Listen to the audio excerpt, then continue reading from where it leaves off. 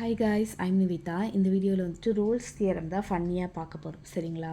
இப்போ நீங்கள் வந்துட்டு என்ன டிசைட் பண்ணியிருக்கீங்க அப்படின்னா, மலை மேலே ஏற மாதிரி டிசைட் பண்ணியிருக்கீங்க. உங்களோட ஸ்டார்டிங் பாயிண்ட் வந்து ஏ, பெண்டிங் பாயிண்ட் வந்து பி.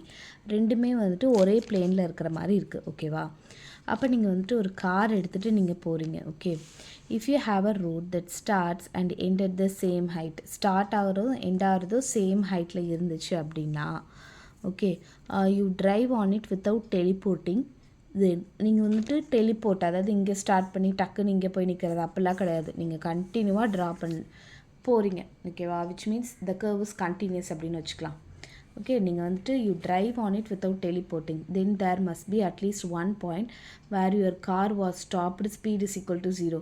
அப்போ ஏதாவது ஒரு பாயிண்ட் இருக்கும். அந்த ஒரு பாயிண்டில் வந்துட்டு உங்கள் கார் ஸ்டாப் ஆகிருக்கும். அந்த நேரத்தில் உங்களோட ஸ்பீடு வந்து என்னவாக இருக்கும்? 0 இருக்கும் அப்படின்னு சொல்கிறாங்க. ஓகே, ஆப்வியஸ்லி நம்ம இந்த இடத்துல வரும்போது கொஞ்சம் ஸ்டாப் பண்ணி மெதுவாக நம்ம போவோம். கரெக்டாக? ஏன்னா உச்சியில் வந்துட்டதுக்கப்புறம் நம்ம அப்படியே கண்டினியூவாக போக முடியாது. கரெக்டாக? ஸோ அதான் என்ன சொல்கிறாங்கன்னா, உங்களுக்கு வந்துட்டு எப்போ வந்து ஸ்டார்டிங் அண்ட் எண்டிங் பாயிண்ட்ஸ் வந்துட்டு உங்களுக்கு சேம் ஹைட்டில் இருக்குது, நீங்கள் ட்ரைவ் பண்ணிவிட்டு போகிறீங்க கண்டினியூஸாக, அப்போ ஏதாவது ஒரு பாயிண்டில் உங்கள் கார் வந்து ஸ்டாப் ஆகும் அப்படின்னு சொல்கிறாங்க. ரூல்ஸ் தியரம் என்னென்னா, if a continuous function obviously closed interval A comma பின்னு வரும்.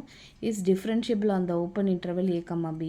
ஏன் வந்துட்டு டிஃப்ரென்ஷியபிள் வந்து ஓப்பன் இன்டர்வல்னு சொல்கிறாங்கன்னா, இப்போ நீங்கள் இந்த இடத்துல வந்துட்டு டேன்ஜென்ட் வரைஞ்சிங்கன்னா எல்லாமே ஓகேவாக இருக்கும். பட் இந்த எண்டு பாயிண்டில் டேன்ஜென்ட் வந்து பர்பண்டிகுலராக வரைகிற மாதிரி இருக்கும். பர்பண்டிகுலராக வரைஞ்சிங்கன்னா இன்ஃபினிட்டிக்கு போயிடும். tan 90யோட வேல்யூ வந்துட்டு உங்களுக்கு இன்ஃபினிட்டிக்கு போயிடும். ஸோ அதனால் அங்கே அன்டிஃபைன்ட் ஆகிடும் இல்லையா? ஸோ அதனால் நம்ம என்ன பண்ணுறோன்னா, அந்த எண்டு பாயிண்ட்ஸை மட்டும் கணக்கில் எடுத்துக்கிறது கிடையாது. Open interval A comma B and F of A equal to F of பின்னு என்ன அர்த்தம்? அது lies on the same line அப்படின்னு சொல்கிறது. F of A equal to F of B, then there exist at least one point C in A comma B. இப்போ ஏதாவது ஒரு point exist ஆகும் ஏ கமா பியில் சிங்கிறது ஒன்று.